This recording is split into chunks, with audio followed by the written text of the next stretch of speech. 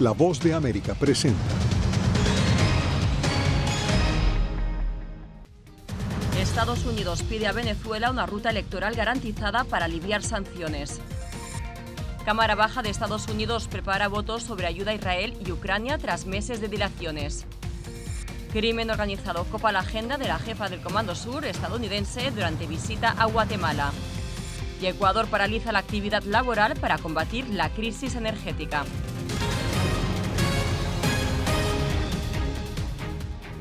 Hola, ¿qué tal? Bienvenidos a esta emisión del Mundo al Día. Desde Washington les saluda Carolina Valladares. Empezamos. El Departamento de Estado achacó a la falta del cumplimiento de una ruta electoral en Venezuela el retorno de las sanciones al gas y petróleo venezolanos, pero deja la puerta abierta para que Caracas cambie de posición. Así que hacemos contacto con nuestra compañera Celia Mendoza. Celia, ¿a quién afecta esta medida? Carolina, esto afectaría directamente a las empresas de hidrocarburos extranjeras que quieran hacer negocios con PDVSA. Sin embargo, bajo esta nueva directriz, estarían dando la oportunidad a que se revise caso a caso y pedir permiso al Departamento del Tesoro, quien tendría la potestad de eliminar estos permisos o entregarlos dependiendo de los intereses de seguridad nacional de los Estados Unidos. Avanzamos, Venezuela. Horas después de revocar la licencia general 44 para transacciones petroleras y gasíferas con Venezuela, el Departamento de Estado dijo este jueves que aún no hay evidencias de una ruta electoral garantizada por parte del gobierno de Nicolás Maduro. La plena implementación del Acuerdo de Barbados ofrece el mejor camino para restaurar la democracia que los venezolanos merecen. Creemos que ayudará a mejorar las condiciones económicas y humanitarias y también abordará la crisis migratoria. El vencimiento de esta certificación restringirá operaciones de empresas extranjeras de hidrocarburos con la estatal PDVSA hasta el 31 de mayo, salvo Chevron, la italiana, Eni y Repsol de España, cuyas certificaciones están validadas desde 2022. Ahora, solo transacciones autorizadas por el gobierno de Estados Unidos podrán ocurrir en Venezuela y expertos esbozan el posible impacto en la industria petrolera de ese país. Los flujos que hoy tenía Maduro en cuanto a las exportaciones petroleras con la licencia 44, que están aproximadamente en unos 60 millones mensuales, se reducen. Y al no tener la licencia para operar libremente, entonces tienen que recurrir a brokers. Desde Venezuela, Maduro desestimó la sanción que entra en vigor este 19 de abril. No hay amenaza que hoy por hoy le haga daño al esfuerzo de construir un nuevo modelo económico productivo, porque hoy no dependemos de nadie en este mundo, solo dependemos de nuestro esfuerzo. Mientras tanto, se sigue de cerca el precio de los hidrocarburos en medio de esta situación y teniendo en cuenta la inestabilidad en el Medio Oriente. A los Estados Unidos le preocupa la situación que enfrenta la oposición venezolana, en especial con la falta de habilidad que tiene el partido de María Corina Machado para poder inscribirse en las elecciones. Gracias, Celia. Y avanzamos. Mientras tanto, en Venezuela acusó a Estados Unidos de intentar manipular la industria petrolera nacional a través de las sanciones, un día después de que la Casa Blanca suspendiera una licencia que le permitía negociar con el crudo y gas del país. Adriana Núñez Rabascal tiene este informe. El gobierno de Nicolás Maduro afirmó en un comunicado que Venezuela ha aprendido a reponerse de lo que califica como agresiones de Estados Unidos. Los voceros del chavismo han desestimado el impacto que tendrá la revocatoria de la licencia que autorizaba a compañías internacionales a explotar hidrocarburos venezolanos. A pesar de esas sanciones, a pesar de ustedes, Venezuela ha crecido y va a ser el país cuyo PIB crezca más en esta región en este año 2024. Incluso la tarde del miércoles, PDVSA firmó un contrato con la petrolera española Repsol para ampliar las operaciones energéticas de esa empresa en campos venezolanos. Seguimos creciendo. Venezuela, como lo decía temprano, con licencia o sin licencia, va a seguir creciendo. Para el internacionalista Iván Rojas, la política exterior de la Casa Blanca pasó de la máxima presión al pragmatismo. De sí, hay sanciones en la mesa, pero siempre hay espacios para excepciones, siempre hay espacios para negociación, siempre hay espacios para utilizar esas sanciones en pos de algo, no solo una medida de presión y ya. La nueva licencia emitida por Estados Unidos dio plazo hasta el 31 de mayo para que las transnacionales que tengan actividades en Venezuela puedan pedir autorizaciones individuales a la Casa Blanca para continuar sus operaciones. Adriana Núñez Rabascal, Voz de América, Caracas. Y seguimos con este tema porque los presidentes de Colombia, Gustavo Petro, y de Brasil, Lula da Silva, dijeron haber presentado una propuesta al gobierno y a la oposición venezolanas de cara a las elecciones de julio en Venezuela. Jair Díaz nos cuenta los detalles.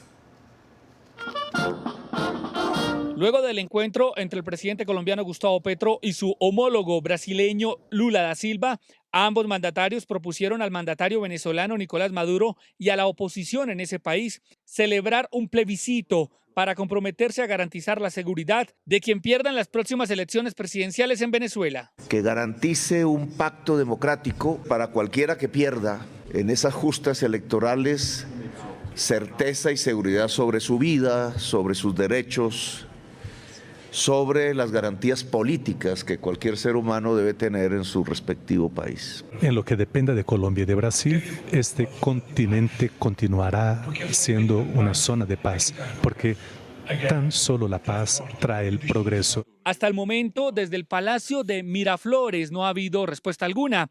Entre tanto, Colombia y Brasil firmaron 7 acuerdos de cooperación en la lucha contra el hambre, agricultura familiar, trata de personas, turismo, migración y tecnologías de la información y las comunicaciones. Que tiendan todos a preservar uno de los 3 pilares climáticos del planeta Tierra. Para construir una nueva reglamentación, una nueva normatización de nuestras relaciones. El mandatario brasileño también acudió a la apertura de la Feria del Libro, que este año tiene a Brasil como país invitado de honor. Jair Díaz, Voz de América, Bogotá. El proceso de selección del jurado en el juicio penal contra Donald Trump en Nueva York continúa avanzando. Ya fueron seleccionados los 12 integrantes principales y aún falta elegir a los 6 integrantes suplentes. Los 12 principales fueron escogidos horas después de que a 2 personas que ya habían sido seleccionadas se les permitió abandonar después de que se hiciera pública parte de su identidad. Aunque los datos personales de los miembros del jurado son confidenciales, una mujer aseguró que estaba siendo objeto de preguntas por parte de familiares y amigos sobre integrar parte de este jurado. La Cámara de Representantes de Estados Unidos sopesa dividir la asistencia militar a Israel y a Ucrania en 2 proyectos de ley separados que podrían votarse a finales de esta semana. Esto después de que el Senado aprobó un proyecto de ayuda único para ambos países. Paula Díaz con nosotros. Paula, adelante. ¿De qué depende el éxito o fracaso de esta nueva propuesta? Carolina, el presidente de la Cámara Baja, Mike Johnson, ha pedido el apoyo de los demócratas para alcanzar un acuerdo. Esto ante las diferencias que tiene dentro de su propio partido. El presidente Biden apoya este paquete, entonces se espera que con un voto bipartidista se vote este sábado por el paquete de ayuda. El presidente de la Cámara Baja, Mike Johnson, presentó un paquete de proyectos de ley que proporcionará ayuda militar a Ucrania e Israel, repondrá los sistemas de armas estadounidenses y brindará asistencia humanitaria a los civiles en Gaza. Pero en medio de un Congreso dividido, ha pedido el apoyo de los demócratas para alcanzar un acuerdo. Sabemos que el mundo está observando cómo respondemos. Están observando si Estados Unidos defenderá a sus aliados y nuestros propios intereses en todo el mundo. Y lo haremos.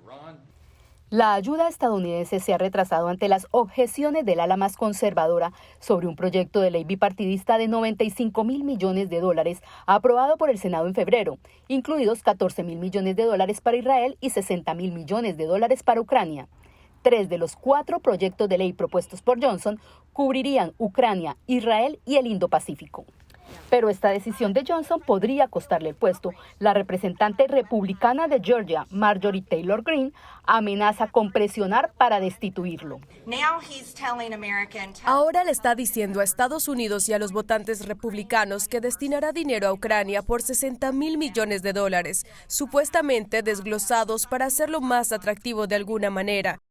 El presidente demócrata Joe Biden dijo el miércoles que apoya firmemente la propuesta del republicano Mike Johnson para proporcionar ayuda a Ucrania, Israel y Taiwán.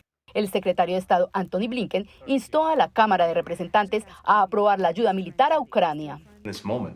En este momento es urgente que todos los amigos y partidarios de Ucrania maximicen sus esfuerzos para brindarle a Ucrania lo que necesita para continuar defendiéndose eficazmente contra esta agresión rusa. La principal diferencia entre los dos paquetes es que el de la Cámara incluye más de 9.000 millones de dólares en asistencia económica a Ucrania en forma de préstamos condonables. El proyecto de ley aprobado en el Senado no busca reembolso alguno. Johnson ha dicho que el expresidente Donald Trump apoya el concepto de préstamo y sería el presidente Biden quien ponga o autorice las condiciones de este préstamo. Gracias, Paula. Y seguimos porque Estados Unidos y el Reino Unido impulsaron una nueva ronda de sanciones a Irán, mientras crece la preocupación por una escalada de violencia en Oriente Medio tras la lluvia de drones y misiles lanzada por Teherán contra Israel. 16 personas y 2 entidades iraníes fabricantes de los motores que propulsan los drones usados en el ataque fueron sancionados por el Departamento del Tesoro de Estados Unidos. Por su parte, el Reino Unido incluyó en la lista a compañías y personas vinculadas a la industria de producción de misiles y drones.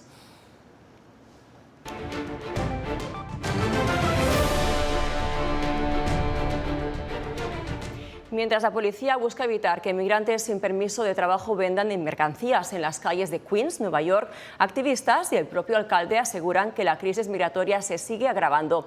Ángela González, desde el lugar de la noticia, nos trae el siguiente informe.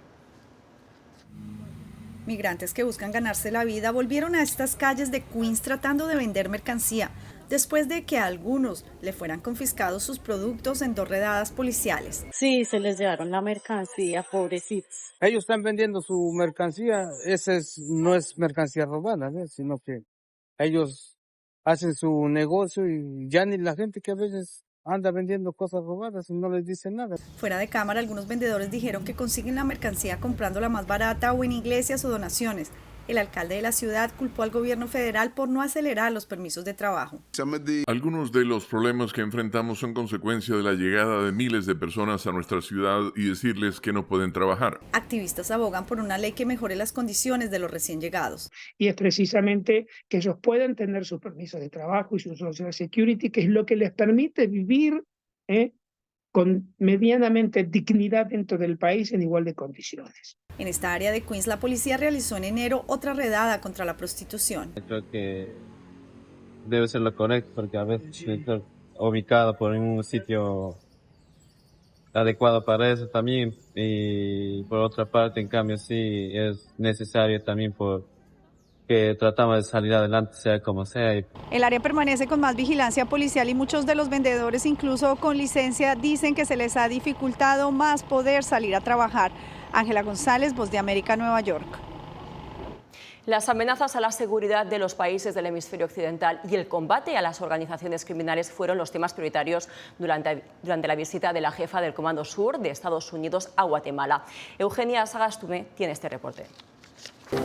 Este jueves concluyó la visita de la jefa del Comando Sur de los Estados Unidos a Guatemala, donde resaltó la importancia del trabajo de ambos gobiernos para abordar las amenazas a la seguridad y los desafíos mutuos en temas como la lucha contra las organizaciones criminales transnacionales y la migración irregular. Las organizaciones criminales transnacionales buscan detonar la inestabilidad regional, exacerbando la violencia y la corrupción. Las organizaciones criminales transnacionales se aprovechan de la población más vulnerable de la región, provocando niveles extraordinarios de migración irregular. Una amenaza que preocupa no solo a Guatemala y a Estados Unidos, sino a toda América Central, como se abordó en la Conferencia Centroamericana de Seguridad. Provoca una falta de oportunidades para el desarrollo para la gran mayoría de nuestras poblaciones en toda la región. Para enfrentar exhaustivamente estas amenazas, necesitamos actuar de manera integral para proteger apropiadamente las fronteras bajo responsabilidad legal de los estados. Durante su visita, Richardson también se reunió con el presidente Bernardo Arévalo para abordar el fortalecimiento de la alianza entre Guatemala y Estados Unidos y destacó la participación de la mujer en los programas del ejército. Eugenia Sagastume, Voz de América, Guatemala. Vamos a la pausa y en minutos les contamos cómo responde Ecuador a una crisis en el suministro eléctrico.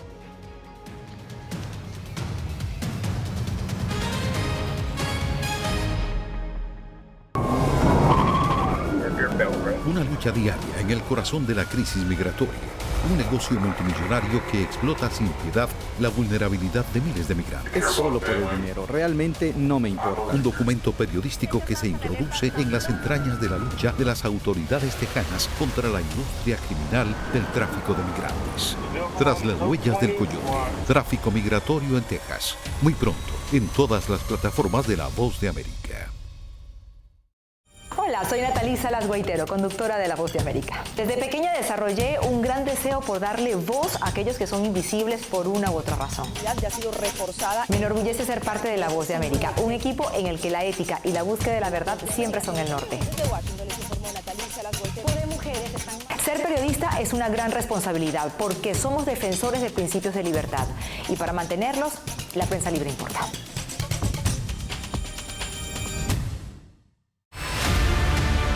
No concibo una democracia sin periodistas. El libreto manda a un conflicto constante con la prensa independiente, con los medios de comunicación. Periodismo, la prensa libre importa. Una coproducción de La Voz de América con nuestras afiliadas en la región.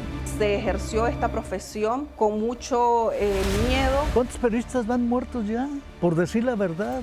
Disponible en vozdeamerica.com. Soy Fabiola Chambi, corresponsal de La Voz de América en Bolivia. Retratar la complejidad de mi país para una audiencia internacional le ha dado una nueva perspectiva a mi labor como periodista. Desde esa mirada descubro en el día a día que el trabajo que realizo en La Voz de América me ha permitido dar vida a los valores del periodismo profesional. Aquel que les informa a ustedes, nuestras audiencias, con balance, precisión y profundidad. Porque en La Voz de América, la prensa libre importa.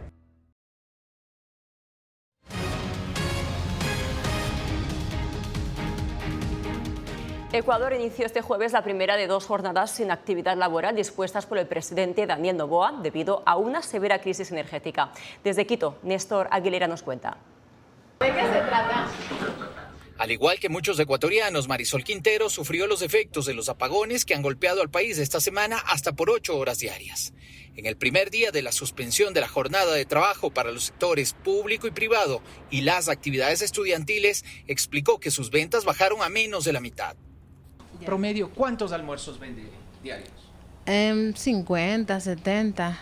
Y hoy, que mucha gente no va a trabajar, ¿cuántos espera vender? Hoy día solo unos 30 nomás voy a hacer. Nosotros no vamos a dar más apagones esta semana. La decisión gubernamental se produjo horas después de que el presidente Daniel Noboa ofreciera suspender los cortes de energía durante esta semana, que anunciara un presunto sabotaje en el sector eléctrico y que pidiera la renuncia a la ministra de Energía.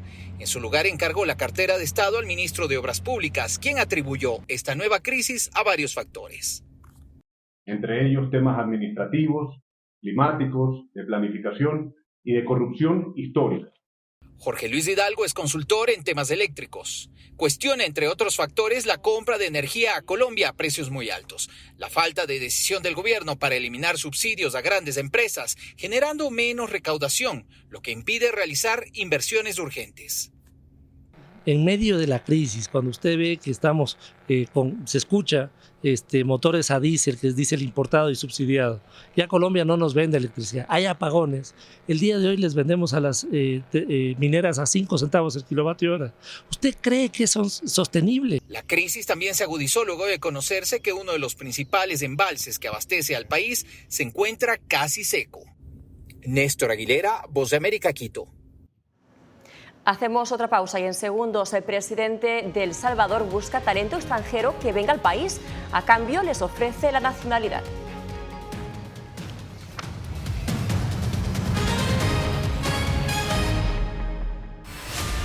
Los asesinatos abiertos contra periodistas. Periodismo, la prensa libre importa. Una producción especial de La Voz de América. La situación de los periodistas en Bolivia cada vez es más peligrosa. Disponible en vozdeamerica.com. Una madre rusa busca desesperadamente a su hijo desaparecido en territorio ucraniano durante la guerra. Las autoridades militares y el presidente de su país no han respondido a sus reclamos. ¿Su última esperanza? Ir a Ucrania y encontrarlo ella misma. Mam, все будет хорошо, я тебя люблю. La búsqueda de Olga. Все будет хорошо. Disponible en todas las plataformas de La Voz de América. Llenó de orgullo a su nación conquistando títulos alrededor del mundo.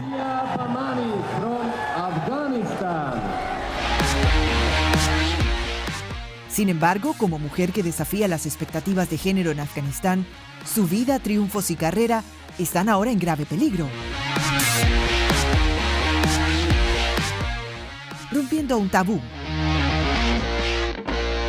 Ahora, en todas las plataformas de La Voz de América. Actualidad. Que la inteligencia artificial va a estar presente en nuestro día a día. Intentan sacarse de encima a trabajadores.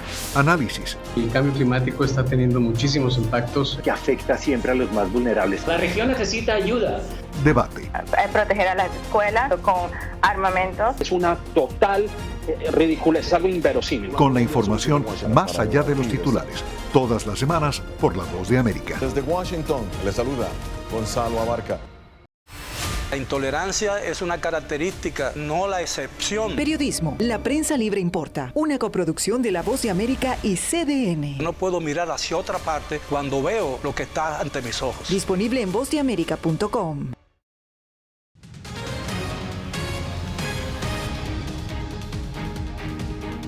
El presidente Nayib Bukele ofreció la nacionalidad salvadoreña a profesionales extranjeros. Raquel Herrera nos cuenta cómo un sector de ese país lo ve como una estrategia innovadora, mientras que otros lo consideran un desprecio para el talento nacional. Unos lo consideran un método novedoso para captar talento y otros ven incongruente respecto a políticas educativas el ofrecimiento de 5,000 pasaportes salvadoreños a profesionales extranjeros. Ninguna ley autoriza al presidente a regalar pasaportes salvadoreños. Y regalar nacionalidades, francamente me parece vergonzoso, ¿no? Está presentando como que la nacionalidad fuera como hacer pupusas, pues. Otros cuestionan que el ofrecimiento de nacionalidad a profesionales extranjeros llegue cuando existe una deuda millonaria con la única universidad pública del país.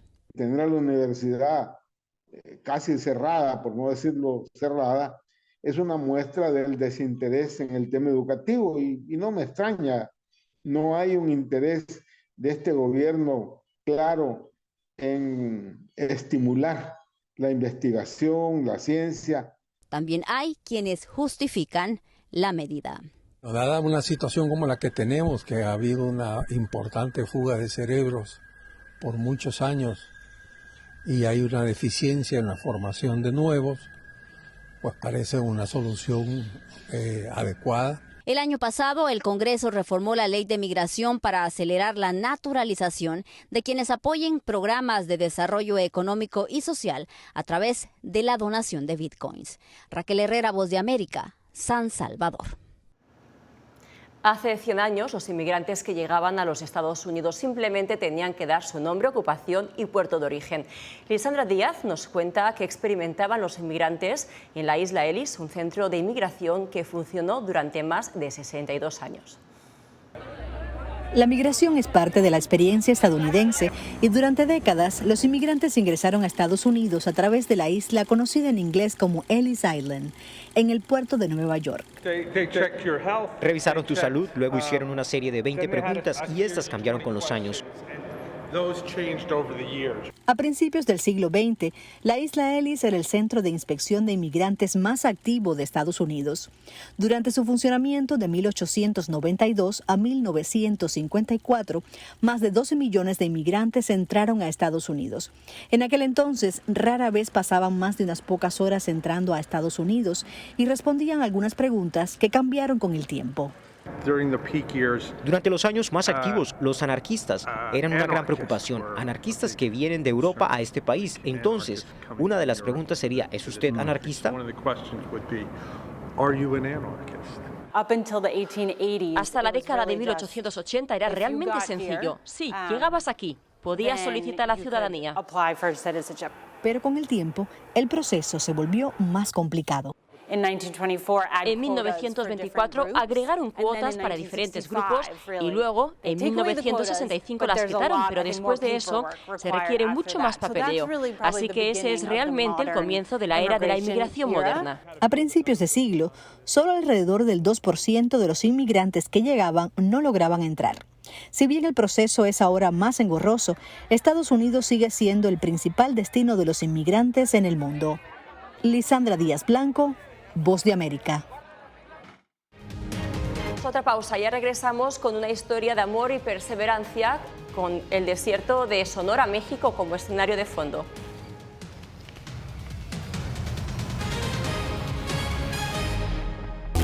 Uno de los mayores centros de producción global de opio está experimentando profundos cambios a medida que los talibanes intensifican su lucha contra la industria de la droga. Helmand, la maldición de los narcóticos, una investigación exclusiva de La Voz de América que nos lleva a lo más profundo de las plantaciones de amapolas en Afganistán, ahora en todas nuestras plataformas.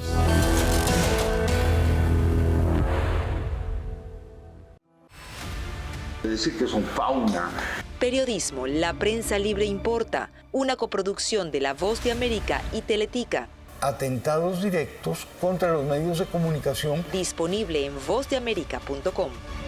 Desde las ciudades más emblemáticas hasta los rincones más remotos del planeta. La Voz de América te trae las noticias más recientes. Con una garantía de credibilidad y balance. Como la mayor radiodifusora de noticias de Estados Unidos a la comunidad internacional, te ofrecemos una perspectiva única sobre la realidad de este país, Latinoamérica y el resto del mundo. Ya sea a través de radio, televisión, web o redes sociales, estamos a tu lado en cada plataforma.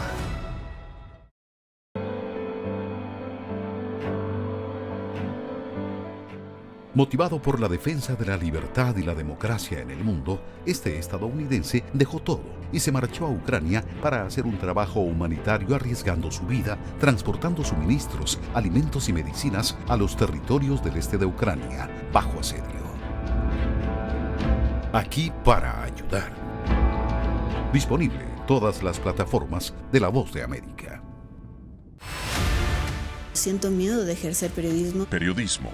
La Prensa Libre Importa, una coproducción de La Voz de América y Teleamazonas. Siento miedo de decir que soy periodista. Disponible en vozdeamerica.com.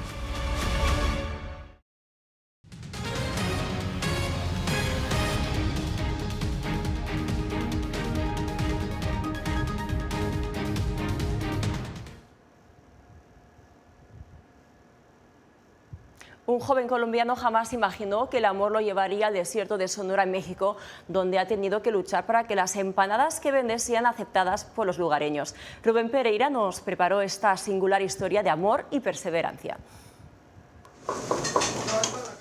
En la tierra de la carne asada, en el desierto del norte de Sonora. Aquí estamos elaborando unas empanadas colombianas.